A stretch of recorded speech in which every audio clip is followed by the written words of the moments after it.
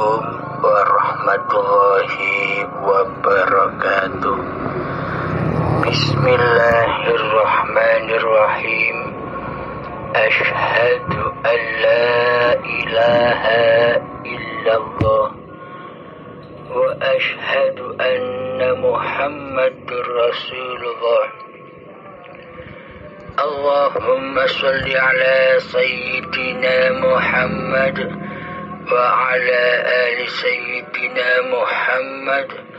Rabbi shrah li sadri wa yassir li amri wahlul 'uqdatam min lisani yafqahu qawli. Amin. Bismillahirrahmanirrahim. Subuh yang indah ini kami mencoba mengkaji surat An-Nas.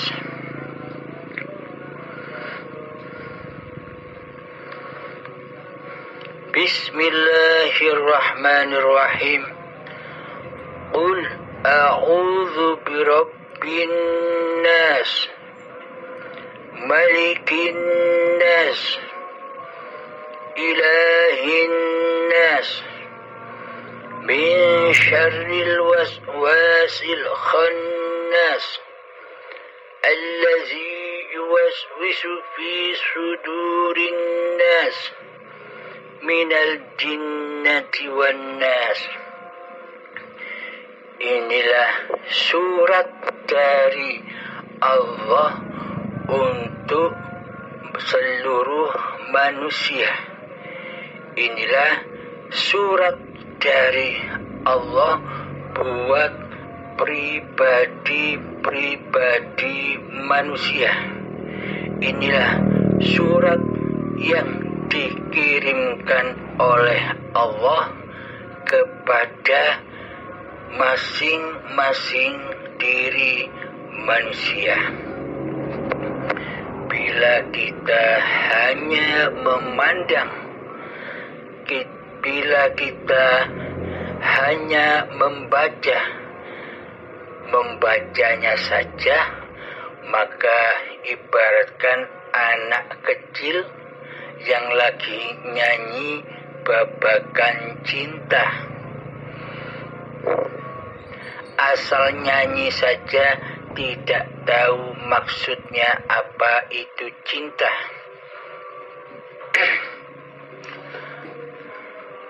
Walhasil cintanya anak kecil itu hanya fata morgana,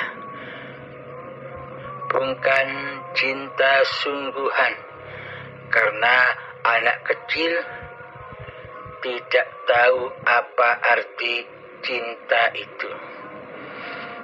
Yang dinyanyikan hanya sekedar menyanyikan saja, tanpa ia mengerti apa makna cinta itu.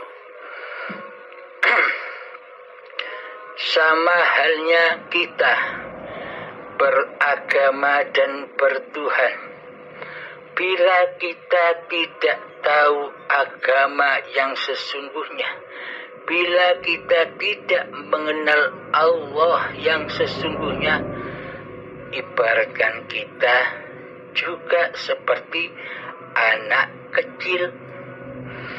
Asal beragama, asal bertuhan, tidak tahu bagaimana mengaplikasikan makna beragama dan bertuhan itu. Semuanya hanya fata morgana saja.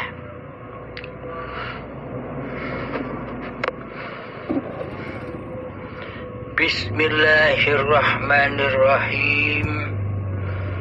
Qul a'udzu birabbin nas.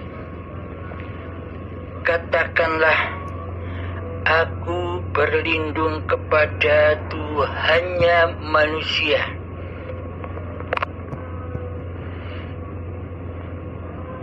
bagaimana cara kita berlindung kepada Tuhannya manusia?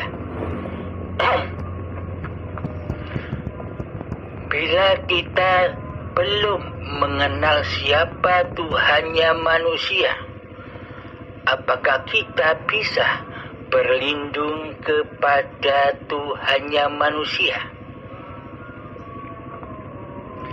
Selama ini kita hanya berlindung kepada hawa nafsu kita sendiri. Selama ini kita hanya berlindung kepada setan yang terkutuk. Siapakah yang ada di hati kita? Tuhankah atau diri kita sebagai Malik, sebagai raja di dalam singgasana hati ini? Bila yang wujud, bila yang ada, bila yang hidup di dalam singgasana hati kita ini masih nama manusianya, masih hawa nafsu kita sendiri yang merajai, yang menguasai, yang mentuhani singgasananya hati ini, bagaimana mungkin kita berlindung kepada Tuhannya manusia bila kita tidak mengenal, bila kita tidak bertemu kepada Tuhannya manusia? Maka mukhallah kita bisa berlindung kepada Tuhannya manusia, karena kita tidak kenal kepada siapa sih Tuhan itu.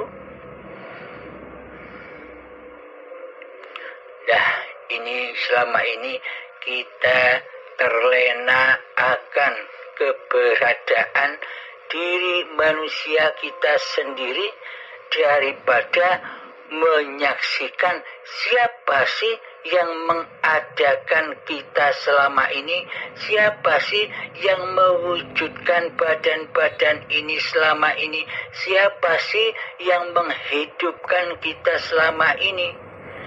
Kita terlena di dalamnya. Kita tidak merespon sama sekali. Kita tidak tafakur sama sekali, karena kita sudah disesatkan oleh setan yang terkutuk untuk melalaikan Tuhannya manusia. Mari kita ungkap siapa Tuhannya manusia itu. Seringkali saya sebutkan ayatnya. Siapa sih Tuhannya manusia itu?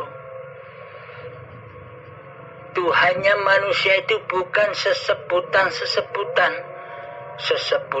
Allah, Gusti, dan sebagainya. Bukan itu Tuhannya manusia. Itu hanya sekedar nama-namanya saja. Bukan diri yang punya nama. Sama halnya saya, Abdul Halim.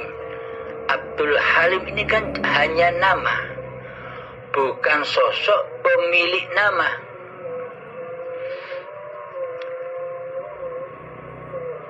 Jadi selama ini kita hanya mengenal nama-namanya saja, sesebutannya saja.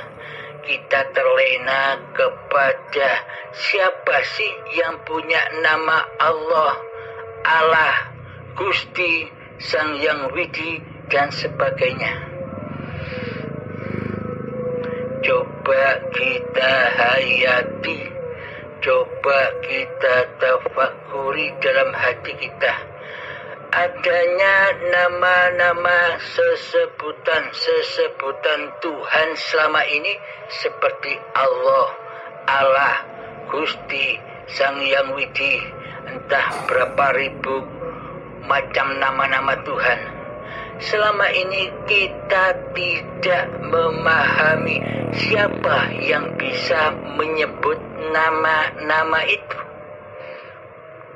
Coba kita sadari, coba kita renungkan, coba kita tafakuri di dalam diri kita sendiri. Siapa yang bisa menyebutkan nama-nama Tuhan itu di hati kita? Jika tak ada siapa pemilik nama itu, apakah mungkin nama-nama itu akan tersebut atau akan muncul? Nama Allah, nama Allah, nama Sang Yang Widi, nama Gusti. Nah, yang bisa berkata-kata nama Allah, nama Allah, nama Gusti, nama Sang Yang Widi itu siapa ini? Yang bisa mengucapkan ini loh, siapa? Bila tak ada hidup di dalam Abdul Halim ini, apakah Abdul Halim bisa berkata-kata Allah, Allah, Gusti, Sang Yang Widi, dan sebagainya? Apakah mungkin kita bisa menyebut, berkata nama-nama Tuhan itu? Nah, berarti sumber dari segala sumber nama-nama Allah, Allah, Tuhan, Sang Yang Widi, Gusti, ini kan bersumber daripada hidup. Bila Abdul Halim, bila Anda semua tidak ada hidup yang menyertai badan ini, apakah Anda bisa berkata atau menyebut nama Allah, nama Allah, nama Gusti, nama Sang Yang Widi? Coba renungkan, coba hayati. Jadi yang menyebut nama-nama itulah Allah.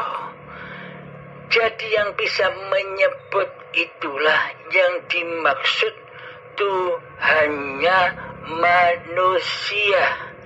Tuhan yang mentuhani manusia, yakni hidup inilah Tuhan yang mentuhani manusia.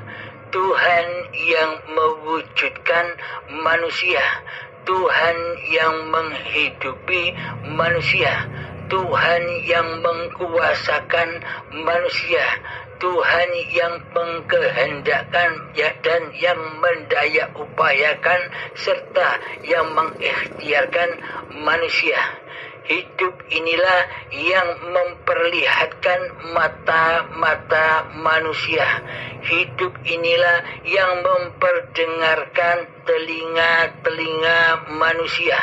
Hidup inilah yang mengata-ngatakan, yang berkalam-kalamkan manusia.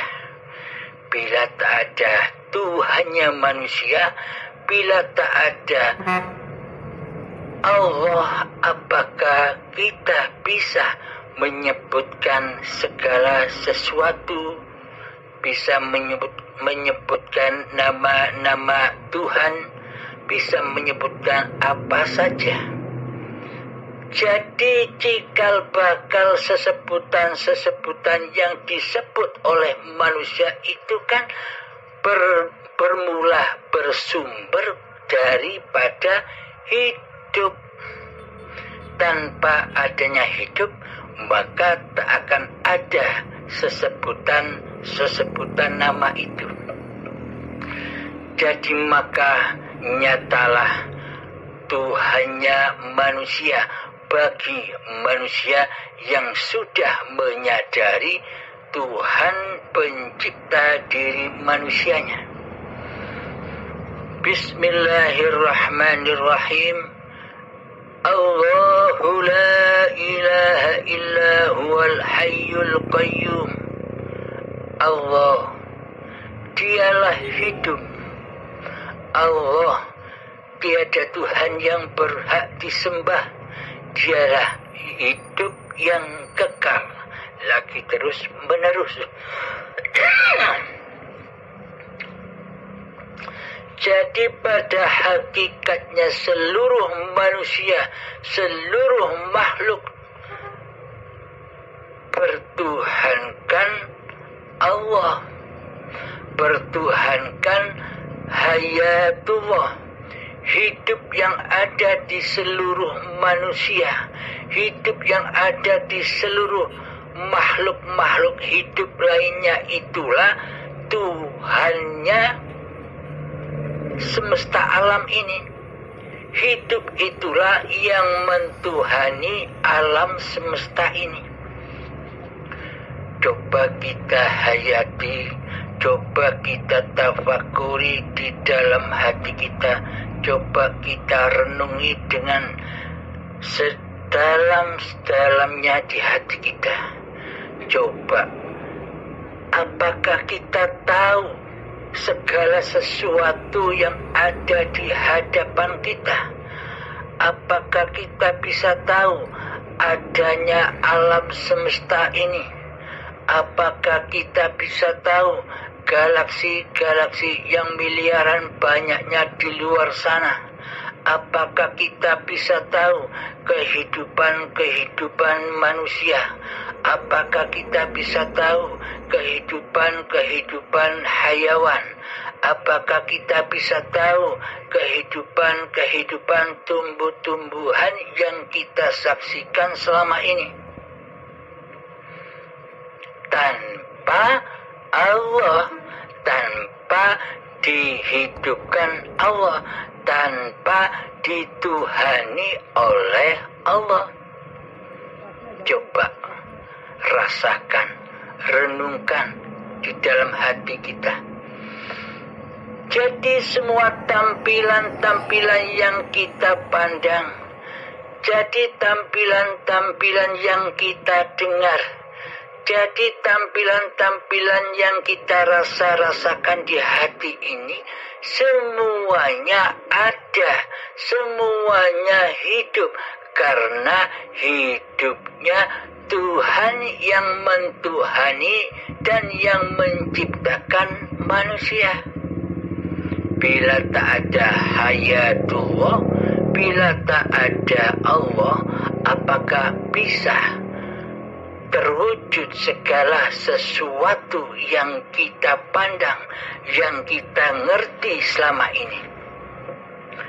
Coba dipikirkan, seumpama kita tidak terlahir ke dunia ini, seumpama kita tidak ada di dunia ini, apakah kita bisa tahu segala sesuatu, nama-nama segala sesuatu, nama-nama apapun, nama-nama Tuhan? Jadi yang memberitahu dialah yang menciptakan diri manusia itu sendiri, yang menciptakan alam semesta ini, yakni Allah, Tuhan seluruh alam, Tuhan sekalian alam. Jadi hidup yang selama ini kita akui sebagai hidup manusia kita, sebenarnya itulah Allah, itulah Allah, itulah Gusti, itulah Sang Yang Widi, itulah Tuhan yang Maha Esa. Berhubung selama ini kita akui sebagai hidup manusia kita, maka selama ini kita banyak terlena mentuhankan diri kita sendiri. Allah sebagai Tuhannya manusia kita tiadakan, kita goibkan di hati kita selama ini. Karena Tuhan yang nyata di dalam hati kita ini selama ini adalah diri kita sendiri. Nama manusia kita sendiri. Benarkah demikian? Sadarkah kita? Semoga Allah membukakan kesadaran itu kepada kita semua. Pada intinya Allah pun akan menyadarkan seluruh manusia, entah dengan rela hati dan ridho ataukah dengan keterpaksaan azab yang sangat amat pedihnya. Jadi tinggal pilih kita sekarang memilih rela dan ridho bertuhankan Allah dengan cara mengenal Allah sejak kita hidup ini ataukah nanti ketika azab menjemput dengan paksa untuk mengenal Allah dengan adab-azab yang pedih. Jadi dikelongkop dengan paksa pengakuan diri manusianya, dikelongkop dengan paksa kekuasaan kehidupan diri manusianya, dikelongkop dengan paksa anak-anak dan istrinya, dikelongkop dengan paksa harta bendanya, semuanya menjadi siksa baginya. Karena apapun yang dicintai di hatinya bakal menjadi azab-azabnya. Itulah makna api-api siksa kubur atau api-api neraka. Jadi tinggal pilih mengenal Allah, bertemu Allah dengan rela dan ridho hati sekarang ini ataukah nanti setelah datang ajal menjemput di saat syakaratul maut. Jadi pembersihan hati manusia itu ada dua. Pensucian hati manusia itu ada dua. Yang pertama, sekarang kita sadar, kita rela, kita ridho kembali pulang kepada Allah. Inna lillahi wa inna ilaihi roji'un. Ataukah nanti ketika saat syakaratul maut tiba-tiba datang menjemput kita dengan paksa dan azab yang pedih. Semua tergantung kita sendiri.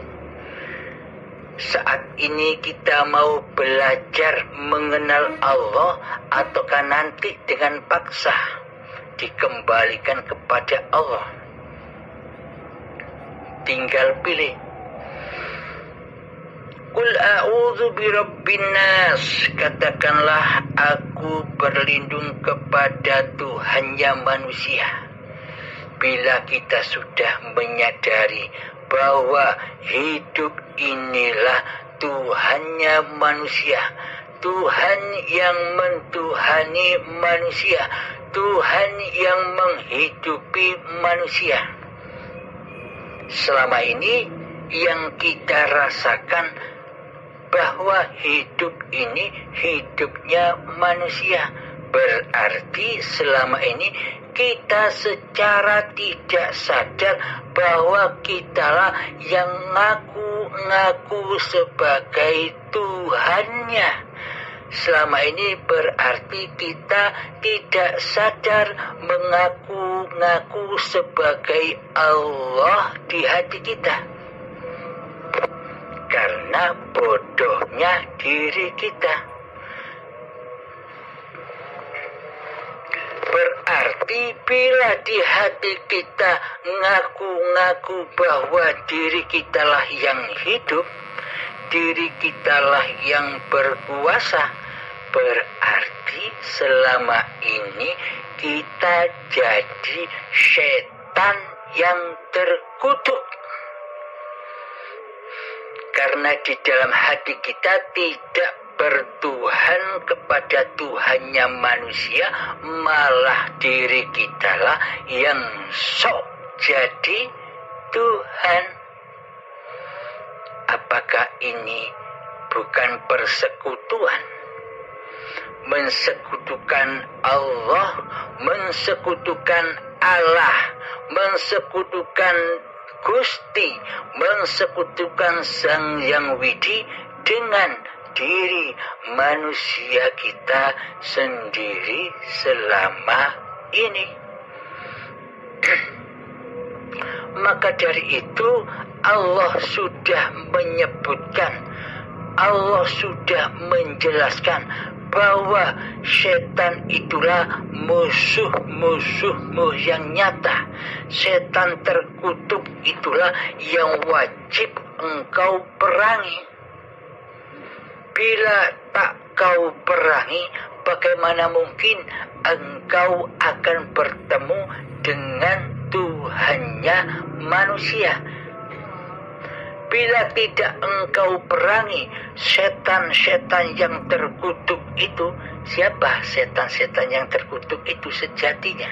Sesungguhnya setan-setan yang terkutuk itu adalah nama diri manusia kita sendiri, nama hawa nafsu kita sendiri. Itulah setan-setan yang terkutuk, yang selama ini merajai, mentuhani di dalam singgasananya hati ini. Siapapun orangnya, apapun agamanya, tidak peduli. Meskipun Anda mengaku-ngaku orang Islam, tapi hati Anda, coba cek sendiri, apakah hati Anda sudah selamat dari godaan setan yang terkutuk, yang merajai, yang mentuhani singgasananya hati ini? Jadi meskipun raga-raga kita ini diposisikan sebagai orang Islam, namun cek hati kita, apakah hati kita juga sudah Islam di sisi Tuhan pencipta manusia? Jadi jangan merasa benar keislaman Anda sehingga Anda mengkafir-kafirkan agama selain agama Anda. Namun bila Anda sudah memahami, menyadari bahwa Tuhannya manusia itu adalah hidup yang Anda selama ini akui sebagai hidup Anda, maka Anda akan menyadarinya. Menyadari bahwa seluruh manusia itu, seluruh agama-agama yang ada di dunia ini adalah ciptaan Allah, ciptaan hidup. Bila tidak ada hidup, apakah Anda bisa tahu macam-macam manusia? Bila tak ada hidup, apakah Anda tahu macam-macam agama? Jadi agama-agama badaniyah, jadi agama-agama syariat, termasuk Islam sendiri, bukan ukurannya hati yang berislam kepada Allah, bukan ukuran. Meskipun Anda mengaku agama Islam, tapi selama ini hati kita kan tidak Islam. Islamnya hanya casing saja, Islamnya hanya formalitas saja, agar aman setan yang terkutuk di hati kita, agar aman diri kita dari hujatan di hujatan manusia lain bahwa kita sudah beragama dan bertuhan, agar tidak dikatakan ateis oleh orang lain.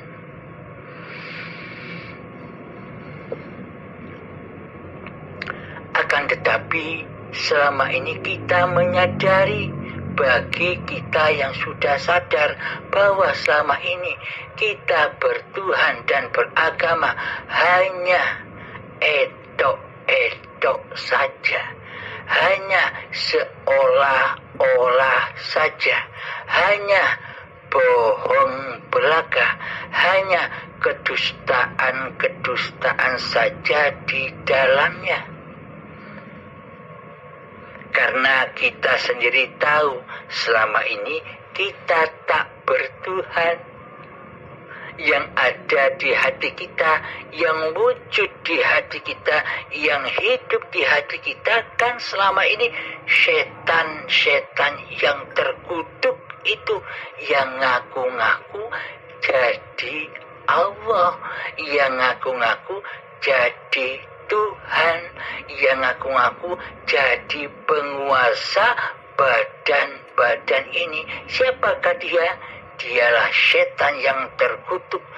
Dialah diri kita sendiri yang selama ini mentuhani diri kita sendiri, yakni nama Abdul Halimnya dan nama-nama manusia kita sendiri yang nyata, yang wujud di hati kita selama ini.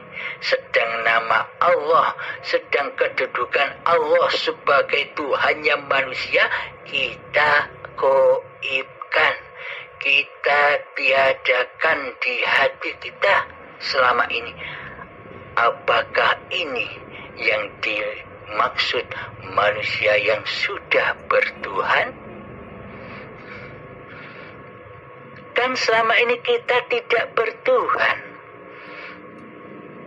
melainkan mentuhankan setan yang terkutuk, setan yang menyesatkan manusia daripada Tuhan pencipta diri manusia itu sendiri.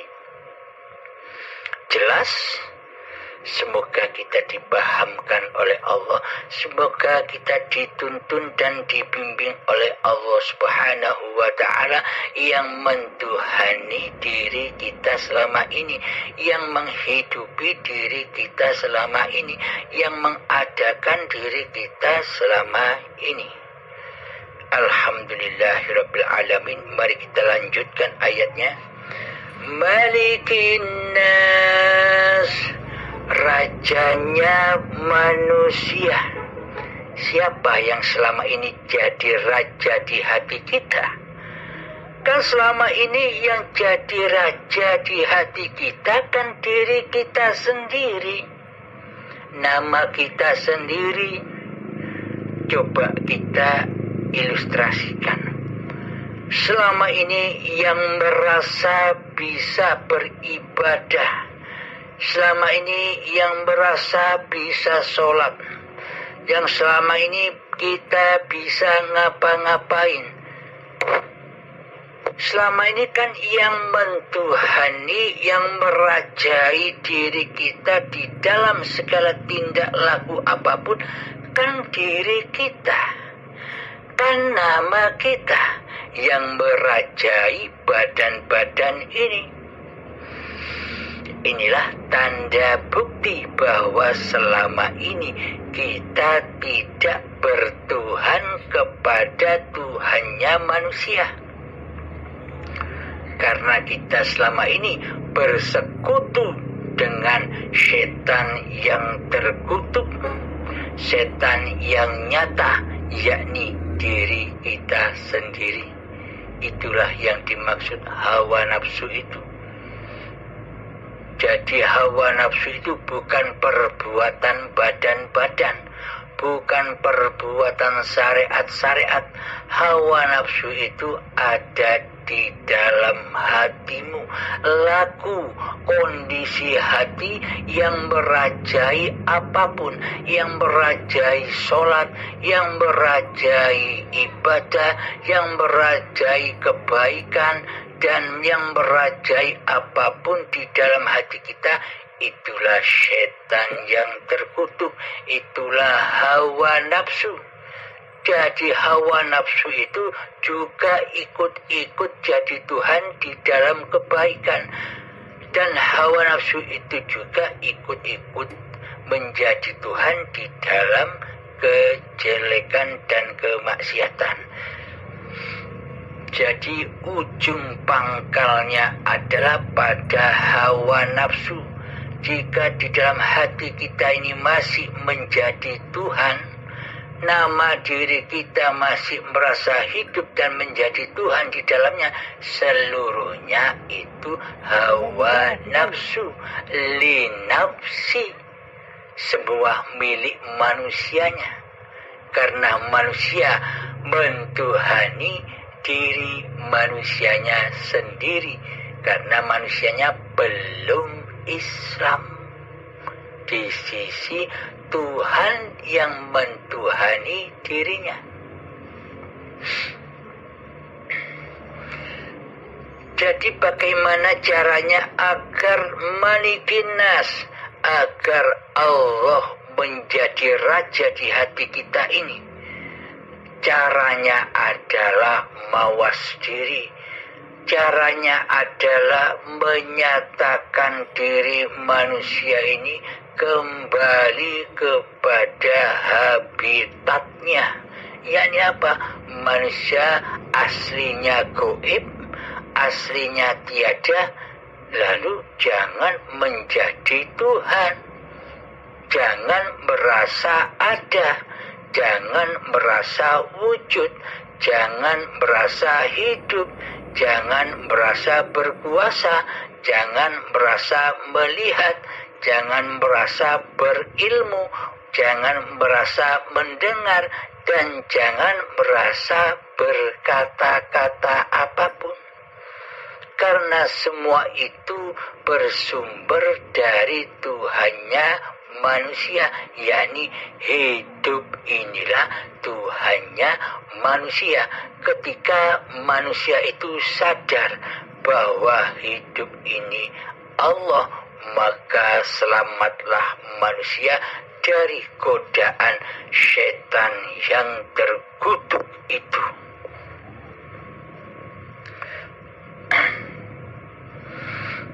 Mari kita lanjutkan kembali. Ilahin nas, sesembahan manusia. Ada siapakah yang kita saksikan selama ini di hati kita?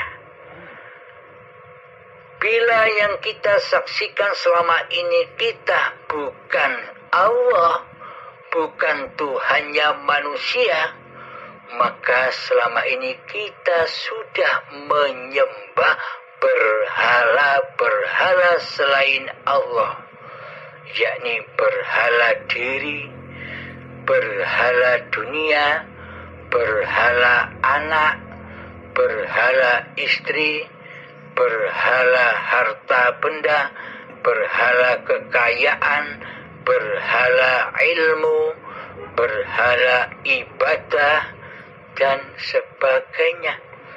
Jadi yang menghiasi hati kita selama ini tauhid yang kita saksikan. Jadi pada hakikatnya kita belum bertuhankan kepada Tuhannya manusia, akan tetapi kita selama ini mentuhankan apa-apa yang diciptakan Tuhannya manusia. Kita hanya fokus kepada Tuhan yang diciptakan oleh Tuhannya manusia. Kita tidak fokus, kita lalai daripada siapa pencipta segala sesuatu itu, penciptanya. Kita fokus hanya kepada ciptaan penciptaannya, tapi kita gagal fokus kepada siapa yang menciptakan. Karena selama ini yang jadi Tuhan, yang jadi tauhid di hati kita adalah setan yang terkutuk, maka apa-apa yang digemarilah yang dituhankan, yakni hubbud dunya, yang akan memutuskan tali kepada Tuhannya. Jadi tali hablum minallahnya terputus, juga hablum minan nasnya juga terputus. Bila hablum minallahnya terbangun, tersambung, maka hablum minan nasnya juga terbangun, tersambung. Contoh,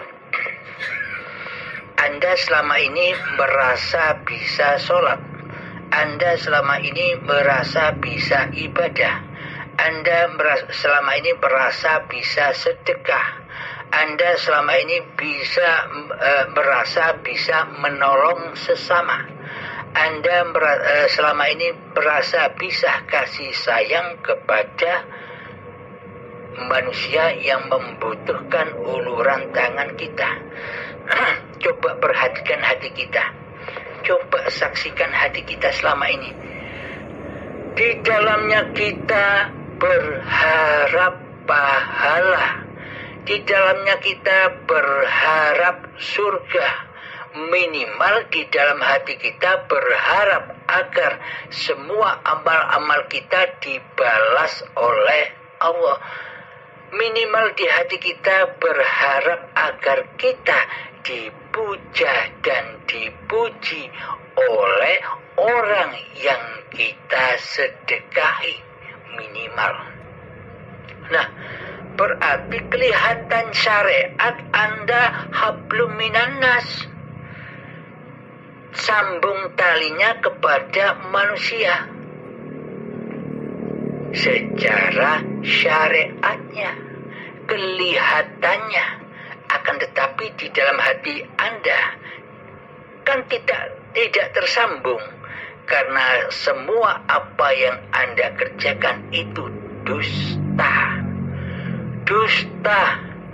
Dusta bukan lillahi ta'ala, tapi linafsi, demi kehormatan hawa nafsunya, demi kemuliaan hawa nafsunya di sisi manusia. Karena selama ini manusianya ngaku jadi Allah, tidak disadarinya selama ini. Benarkah? Nah, maka tak akan tersambung. Namun bila akhlak ilahiyah tersambung kepada Allah, maka pasti tersambunglah kepada akhlak ke manusia. Bila hablum minallahnya terbangun, maka otomatis hablum minan nasnya juga terbangun. Selama ini kita seolah-olah hablum minan nas, tapi yang melakukan di dalam hablum minan nas itu setan yang terkutuk, setan yang mentuhani apa-apa yang dikerjakannya. Namun ketika tali Allah sudah tersambung, ada hadis begini: innama bu'istu liutammima makarimal ahlaq. Tidak diutus aku ke dunia ini hanyalah untuk menyempurnakan akhlak-akhlak manusia kepada Tuhannya. Karena selama ini manusia tidak bertuhan hatinya. Hati, qulub, hati yang disaksikan, yang dipandang oleh Allah hanya hati, bukan perilaku badan, bukan syariat badan. Bila hatinya najis, najislah semua syariat-syariat badannya. Bila hablum minallahnya najis, maka hablum minan nasnya juga najis. Bohong, dusta. Bila sudah nyata bahwa hidup ini Allah yang mentuhani manusia, inilah yang dimaksud akhlak yang sempurna yang dibawa oleh Kanjeng Nabi Muhammad, yang mana kondisi hati selalu mentauhidkan Allah daripada mentauhidkan setan yang terkutuk di hati kita, mengesahkan Allah daripada mengesahkan setan yang terkutuk di hati kita, yakni nama diri kita sendiri. Bila hidup sudah nyata di dalam hati kita ini bahwa hidup ini Allah, maka ketika berhubungan dengan manusia pasti yang terjadi Allah pula.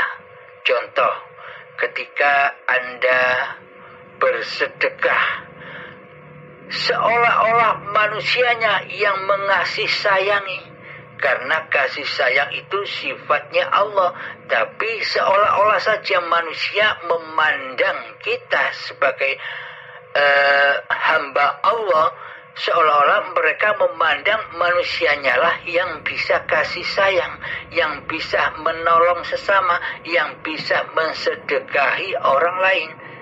Kelihatannya manusianya yang bersedekah bagi orang-orang yang belum mengenal Allah, belum mengenal hidup. Tapi bagi diri kita yang sudah nyata bahwa Allah lah yang nyata, bahwa Allah lah hidup ini, maka kan sudah tak ada diri manusianya, nama manusianya kan sudah tidak ada.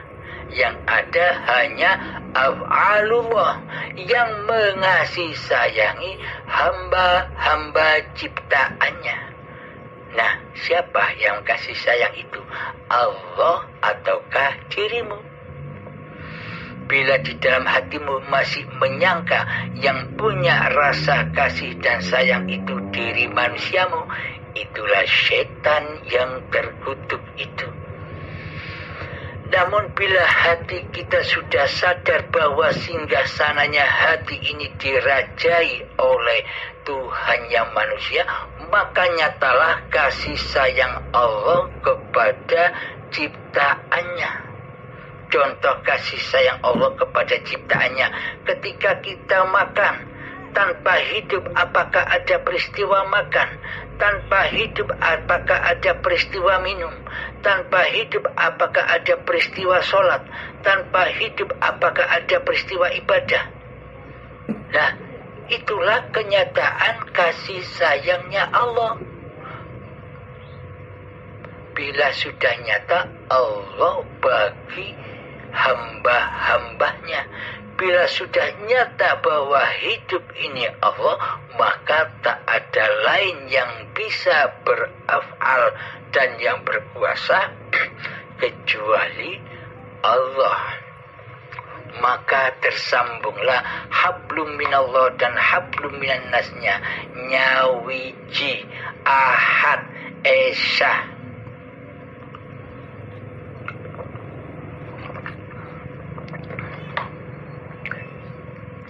Bahwa yang mentuhani manusia itu adalah Allah, dan diri kita sudah tak menjadi setan yang terkutuk lagi, dan diri kita sudah Islam, sudah pasrah bahwa hidup ini Allah yang mentuhani seluruh manusia, yang mentuhani dan yang mengasihi sayangi badan-badan ciptaannya. Mari kita lanjutkan lagi. Min syarril waswasil khannas.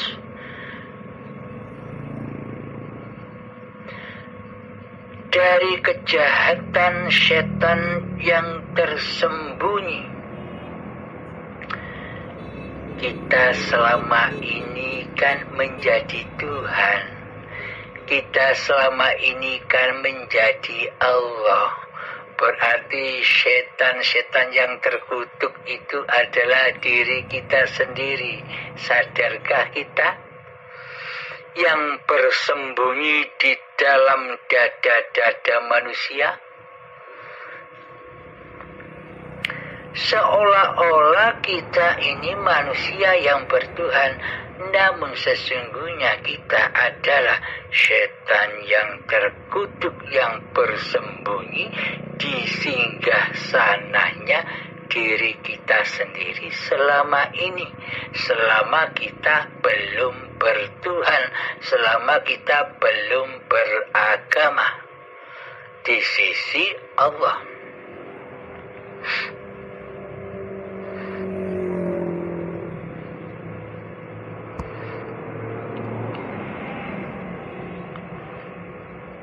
Yang membisikkan ke dalam dada manusia yang ada selama ini, juap-juap yang ada di dalam dada selama ini, itulah juap-juapnya, kalam-kalamnya setan yang terkutuk itu.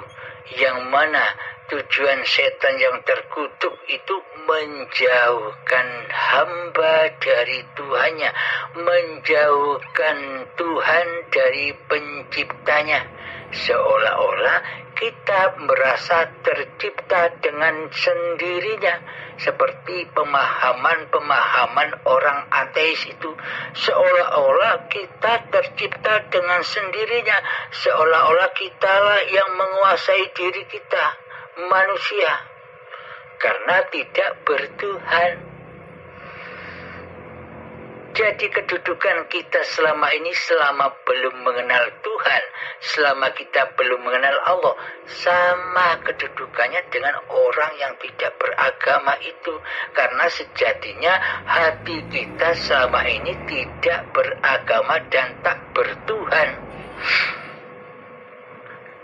Lebih berat mana secara syariat dan ma'rifatnya? Ketika hati ma'rifat ini masih kufur kepada Allah, masih ingkar kepada Allah, kan beratan yang di dalam hati ini. Sehingga apa-apa yang dikerjakan oleh badan semuanya adalah najis, bohong, dusta. Agama lahiriah dan bertuhannya secara lahiriahnya selama ini bohong, dusta kepada Tuhan pencipta dirinya. Iya kan? Coba Anda sering-seringlah tafakur seperti ini. Pasti Anda dibimbing oleh Allah langsung. Pasti kita semua akan dibimbing oleh hidup yang menghidupi diri kita selama ini, oleh Tuhan yang mentuhani diri kita selama ini. Bila kita datang dengan rela dan ridho kepada Allah, maka Allah pasti meridhoinya. Bila kita saat ini di dalam kehidupan ini enggan mencari Allah, maka Allah pun tak butuh. Biar nanti saja ketemu dengan azab-azab yang pedih ketika syakaratul maut tiba dengan tiba-tiba. Maka mata kita akan terbelalak ketakutan karena tidak tahu jalan pulang. Bagi orang-orang yang saat ini tidak mau mencari Tuhannya, karena selama ini mereka terlena dengan Tuhannya sendiri-sendiri, yakni hubbud dunya, cinta dunia. Mari kita lanjutkan lagi. Minal jinnati wan nas, dari jin dan manusia, dari golongan jin dan manusia. Bismillahirrahmanirrahim. Wa ma khalaqtul jinna jinna wal insa illa liya'budun. Tidak kuciptakan jin dan manusia hanyalah untuk mengabdi, menyembah, menghamba, bertuhan kepada Allah. Nah, di sini kedudukan jin sama dengan manusia, dilahirkan bersama-sama dengan manusia. Jadi jin itu juga ada yang Islam dan yang kafir. Karena apa? Karena manusia dan jin itu sama-sama digoda oleh setan yang terkutuk. Jadi jin pun juga digoda setan, manusia pun juga digoda setan, jin pun juga disesatkan oleh setan yang terkutuk dari Tuhannya. Sama halnya manusia juga digoda setan yang terkutuk dari Tuhannya. Siapakah dia? Dialah hawa nafsu jin dan setan itu sendiri, keakuan diri jin dan setan itu sendiri.